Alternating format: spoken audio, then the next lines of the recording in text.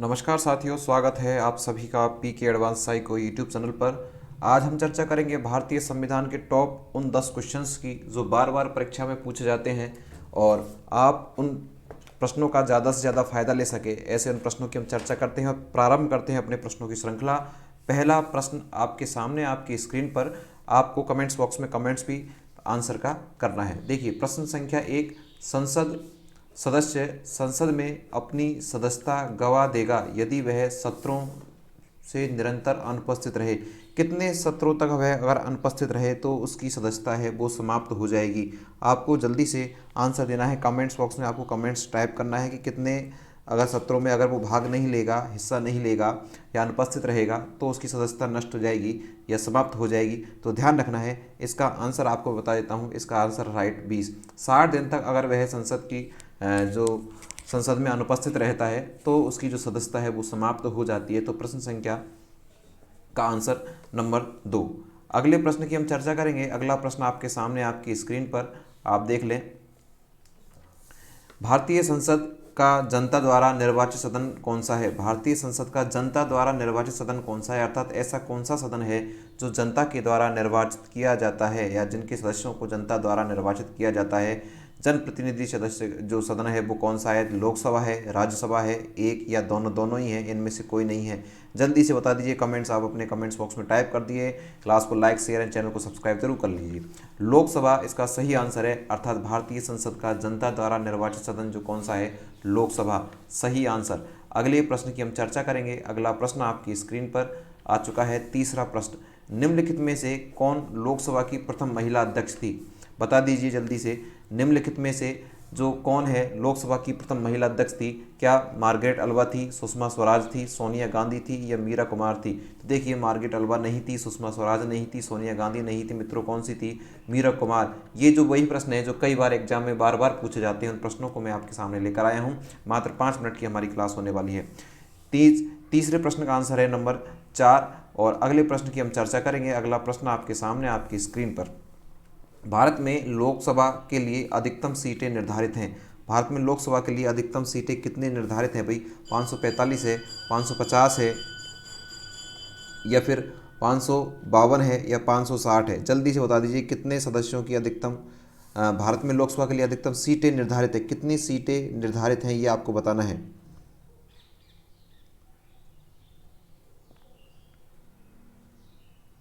इनमें से आपको बताना है भाई कितनी जो सीटें हैं भारत में लोकसभा के लिए, कितनी सीटें निर्धारित हैं। आप सभी का जो आंसर आ रहा है, देखिए इसका राइट आंसर कौन सा होगा? 550, क्योंकि 2 तो आपको पता है कि किस तरह से आते हैं, इसलिए सही आंसर आपको बता दिया है। अगले प्रश्न की हम चर्चा करेंगे। अगला प्रश्न आपके सामने, प्रश्न नंबर 5।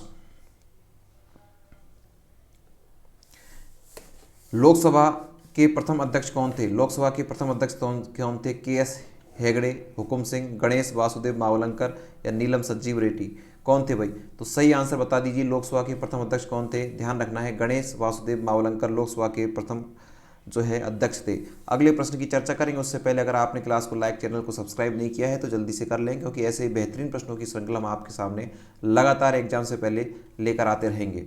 अगला प्रश्न आपके सामने, जब सरकार के विभिन्न अंगों के बीच सत्ता का बंटवारा हो तो उसे कहा जाता है? जब सरकार के विभिन्न अंगों के बीच सत्ता का बंटवारा हो तो उसे क्या कहा जाता है? अधिकारों का एकीकरण, गठबंधन सरकार, अधिकारों का वितरण या सामुदायिक सरकार? क्या कहा जाता है? जल्दी से आप कमेंट्स बॉक्स में कमेंट्स टाइप करें, इसका आंसर क्या हो सकता है। देखिए मित्रों, प्रश्न है कि जब सरकार के विभिन्न अंगों के बीच सत्ता का बंटवारा हो, अर्थात शक्ति का बंटवारा हो तो उसे कहा जाता है। अधिकारों का एकीकरण कहा जाता है भाई? बिल्कुल नहीं कहा जाता। गठबंधन सरकार बिल्कुल नहीं कही जाती और सामुदायिक सरकार भी बिल्कुल नहीं कही जाती। सही आंसर कौन सा है इसका? अधिकारों का वितरण बिल्कुल सही आंसर होगा। नंबर 6 का आंसर, प्रश्न संख्या 6 का आंसर ऑप्शन नंबर 3 इसका आंसर होने वाला है। अगले प्रश्न की हम चर्चा करेंगे। अगला प्रश्न आपके सामने, भारत में पहली निर्वाचित लोकसभा कब अस्तित्व में आई? दोस्तों महत्वपूर्ण प्रश्न, भारत में पहली निर्वाचित लोकसभा कब अस्तित्व में आई? 1952 में आई, 1953 में आई, 1954 में आई या 1955 में आई? जल्दी से बता दीजिए। दोस्तों सही आंसर आप दे रहे हैं बिल्कुल, अप्रैल 1952 में सही आंसर आपने दिया है। अप्रैल 1952 में पहली निर्वाचित लोकसभा अस्तित्व में हमारे आई थी। दोस्तों अगले प्रश्न की हम चर्चा करेंगे। अगला प्रश्न आपके सामने 8वें नंबर का प्रश्न आपके सामने आ चुका है। भारत में किसकी स्वीकृति के बिना कोई भी सरकारी खर्चा नहीं किया जा सकता? प्रश्न को अच्छे से पढ़ लें। भारत में किसकी स्वीकृति के बिना कोई भी सरकारी खर्चा नहीं किया जा सकता? सर्वोच्च न्यायालय, राष्ट्रपति, प्रधानमंत्री या संसद? कमेंट्स बॉक्स में आप इसका आंसर टाइप करें जल्दी से। सर्वोच्च न्यायालय होगा, राष्ट्रपति होगा या प्रधानमंत्री होगा? तो सही आंसर, इसका सही जवाब दे रहे हैं नंबर 4 बिल्कुल सही आंसर है। संसद की अनुमति के बिना या संसद की स्वीकृति के बिना हम कोई भी सरकारी खर्चा नहीं कर सकते। तो राइट आंसर कौन सा होगा? नंबर 4 इसका बिल्कुल करेक्ट आंसर होगा। अगले प्रश्न पर हम चर्चा करेंगे। 9वां प्रश्न आपके सामने आपकी स्क्रीन पर। भाई किसी ने लाइक नहीं किया तो जरूर कर दें। राष्ट्रपति द्वारा राज्यसभा सदस्यों के नामांकन का नियम किस देश के संविधान से लिया जाता है? प्रश्न है, राष्ट्रपति द्वारा राज्यसभा सदस्यों के नामांकन का नियम किस देश के संविधान से लिया जाता है? जल्दी से बता दीजिए, जल्दी बताइए भाई, किस देश से लिया जाता है?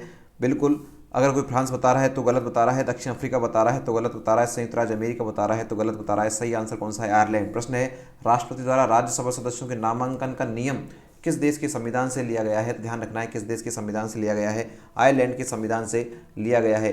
अगला प्रश्न आपकी स्क्रीन पर ये रहा। देखिए भाई, अगला प्रश्न है, लोकसभा कार्यकाल कितनी बार 6 वर्ष के लिए बढ़ाया गया है? 1 बार, 2 बार, 3 बार या 4 बार? कितनी बार बढ़ाया गया है? जल्दी से बता दीजिए। और ये भी आपको बताना है कमेंट्स बॉक्स में। इसका आंसर तो मैं आपको बताता हूँ 1 बार। और ये आपको बताना है कि कौन से सन में और कौन से संशोधन के तहत ये जो 1 बार है कार्यकाल 6 वर्ष के लिए किया गया था। ये आप सभी को नीचे कमेंट्स बॉक्स में कमेंट्स टाइप करके बताना है, ताकि मैं उसको देख सकूं और आपके जो सजेशंस हैं उसको भी आप अपने जो कमेंट्स बॉक्स में करें। और ऐसे ही महत्वपूर्ण प्रश्नों की श्रृंखला प्राप्त करने के लिए आप हमारे चैनल से सब्सक्राइब करके जुड़ सकते हैं। आप सभी ने इस क्लास को देखा, आप सभी के लिए बहुत बहुत धन्यवाद। Thank you, bye bye.